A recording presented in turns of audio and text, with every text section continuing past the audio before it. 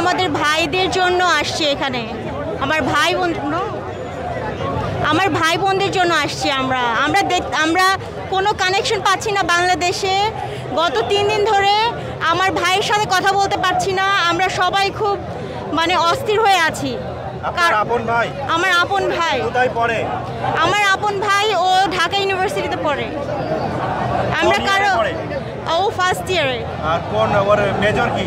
আমি এত কিছু বলতে চাচ্ছি না, আচ্ছা, সিক্রেটের জন্য।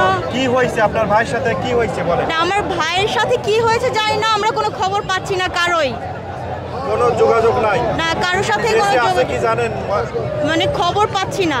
একবার ফোন পেয়েছিলাম ডিরেক্ট লাইনে, তারপর আর কোনো খবর নাই, কারোই কোনো খবর নাই। আমাদের ফ্যামিলির কারো আবার কারো কোনো খবর পাচ্ছি না আমরা। উনি কি হয় আপনার? আমার মা। কিছু একটু বলবেন, কি হয়েছে আপনার ছেলের সাথে? হ্যালো, আসসালামু আলাইকুম। আমি বলতে চাই দেশ ও দেশের উদ্দেশ্যে যে আমার দেশের সোনার ছেলেরা শিক্ষায় যারা মানুষ গড়ার কারিগর, তাদের সাথে যা হইতেছে, বাংলাদেশের সরকার যাহা কিছু করতেছে, এটা কোনো মানুষের ভিতরে না, এটা মানুষের মায়ের বুক কেন খালি করতেছে? সে কি কারো মার গর্বে হয়নি? সে কেন এভাবে করছে? বাংলাদেশের সাথে দেশটাকে কেন ধ্বংস করছে? আমার সোনার ছেলেরা যদি ধ্বংস হয়ে যায় আমাদের দেশে, আমরা কি করব? বাইসা আমাদের বাঁচার তো কোনো অধিকারই নেই। আমাদের দেশে কোনো মানুষ স্বাধীনভাবে বাস করতে পারছে না, স্বাধীনভাবে আর চাই না। আমরা শেখ হাসিনাকে আর বাংলাদেশে চাই না, কোনো কথা বলতে পারছে না। দেশের মানুষ খাইতে পারছে না, মানুষের দুর্ভোগ, দেশের মানুষ সব সময় আতঙ্কে ঘুরছে। আর যে পুলিশ বাহিনী, পেটুয়া বাহিনী, তাদেরকে দিয়ে শেখ হাসিনা যা করাচ্ছে, এই পুলিশ বাহিনী তোমরা কি বাংলাদেশে থাকবে না?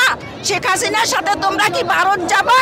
তোমাদের স্বামী কি এই হয়েছে ইন্ডিয়ার স্বামী? তোমরা তো বাংলাদেশে থাকবা, কিন্তু আমাদের ছেলে মেয়ে কিসের জন্য বুকগুলো খালি করছো?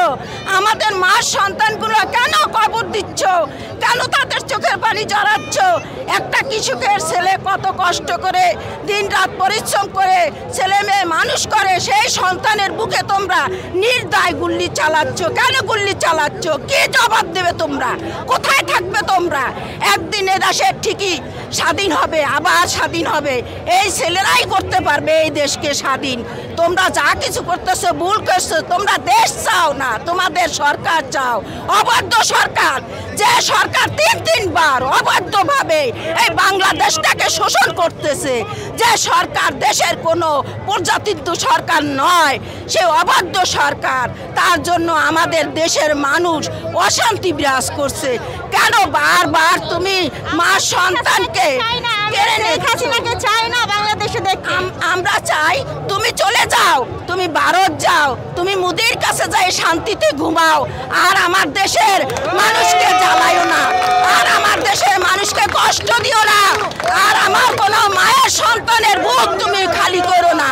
আমার মায়ের কষ্ট আর আমাদের সহ্য হচ্ছে না। আমরা আজকে কত রাত ঘুমাইতে পারি না, চোখের পানি ঝর ঝর করে পড়ছে। আর নামাজে বসে শুধু আল্লাহর কাছে ফরিয়াদ করতেছি, হে আল্লাহ আমাদের সন্তানদেরকে রক্ষা করো।